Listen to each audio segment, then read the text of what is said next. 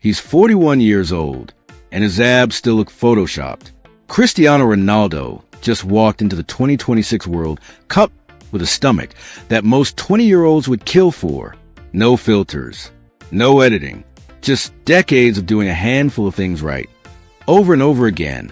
And here's the part that shocks people the most. He's not doing 500 crunches a day. He's not spending hours on some machine at the gym. The truth about how elite athletes build a rock-hard core is almost embarrassingly simple. Stick with me, because by the end of this video, you're going to know exactly which 4 exercises actually build a six-pack and which ones are wasting your time right now. Let's be honest for a second. You've probably done it. Hundreds of crunches a night. Random workouts you found online. Maybe even one of those get shredded in 30 days challenges that left you sore for a week and nothing changed. You look in the mirror, and your stomach looks exactly the same as it did a month ago. Meanwhile, guys who barely train their abs at all seem to have a six-pack just show up out of nowhere. Here's what nobody tells you. Your abs don't need more exercises. They need the right ones. Most people are training their core with movements that look impressive on camera, but do almost nothing for actual muscle development or fat loss. That ends today. In the next few minutes, I'm going to break down the only 4 exercises your core actually needs, the same type of movements that build a kind of deep, functional strength that shows up as a visible six-pack once your body fat comes down. No equipment, no gym membership, just your body weight and about 10 minutes a day.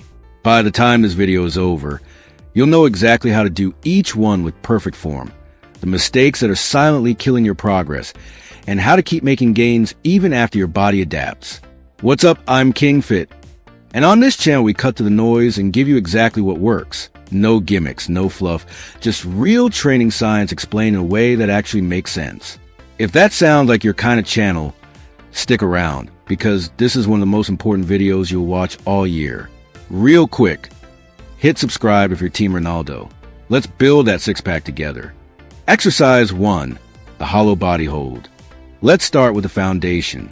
Before you can build a visible six-pack, you need to build core stability. And nothing does that better than the hollow body hold.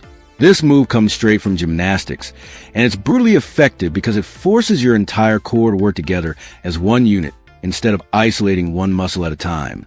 It hits your rectus abdominis, that's the six-pack muscle, but it also lights up your deep core stabilizers, the transverse abdominis, which is the muscle responsible for that flat, tight-looking stomach. This is the muscle most people completely ignore. Here's how to do it. Lie flat on your back. Press your lower back firmly into the floor. There should be zero gap underneath you. Extend your arms overhead and your legs straight out. Then lift your shoulders and your legs a few inches off the ground at the same time. Your body should form a slight banana shape. Hold that position, breathing steadily, without letting your lower back arch up off the floor. The most common mistake? Letting the lower back lift away from the ground. The second your back arches, your hip flexors take over and your abs stop doing the work. If you feel in your hip flexors more than your abs, bring your legs up higher until you find that sweet spot. For progression, start by just holding for 20 seconds. Once you can comfortably hold for 60 seconds with perfect form, extend your arms and legs further away from your body to increase the difficulty. Exercise 2. Hanging leg raises. Next up is one of the most underrated core exercises that exists, the hanging leg raise.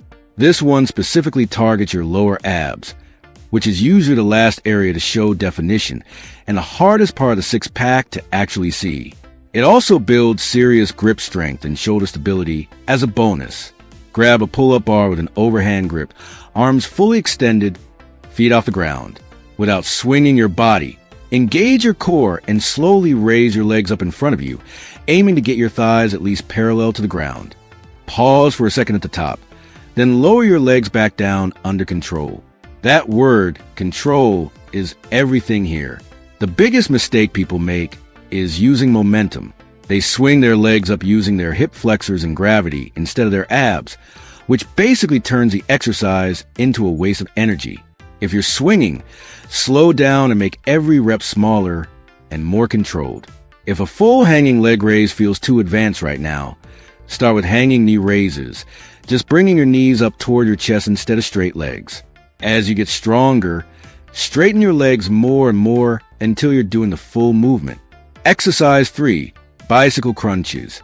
Now let's talk about the exercise that consistently ranks as one of the most effective AB movements in electromyography studies, the bicycle crunch. This one is special because it doesn't just hit your rectus abdominis. It also heavily activates your obliques, the muscles along the sides of your waist that create that defined, athletic V-shaped look. Lie on your back with your hands lightly behind your head, knees bent. Lift your shoulders off the ground and bring one knee toward your chest while rotating your torso so your opposite elbow reaches toward that knee. Then switch sides in a smooth, pedaling motion, extending the other leg out as you go. The number one mistake here is yanking on your neck with your hands. Your hands should just be supporting the weight of your head. The movement should come from your core rotating, not your arms pulling. If your neck is sore the next day, that's a sign you're pulling instead of rotating. To progress this movement, slow it down dramatically. A slow, controlled bicycle crunch with a full rotation is far harder and far more effective than a fast, sloppy one. Once that becomes easy, try extending the straight leg lower to the ground to increase the tension on your lower abs. Now stick around, because exercise number 4 is the one almost everyone gets completely wrong, and it might be the single most misunderstood AB exercise on the planet. Exercise 4, the plank. Everyone knows the plank. Almost nobody does it correctly. The plank is a full-body isometric hold that builds anti-extension strength, meaning your core's ability to resist your spine caving or arching under load. This is exactly the kind of strength that protects your lower back and creates that tight, braced look through your midsection. Here's a correct setup. Forearms on the ground, elbows directly under your shoulders, legs extended behind you, toes on the floor. Squeeze your glutes. Brace your ab like someone's about to poke you in the stomach, and create one straight line from your head to your heels. Here's a mistake that ruins this exercise for almost everyone: letting the hips sag toward the floor, or the opposite problem, piking the hips up into the air. Both of these take the tension off your abs and put it somewhere else. Your lower back, your shoulders, places that aren't supposed to be doing the work.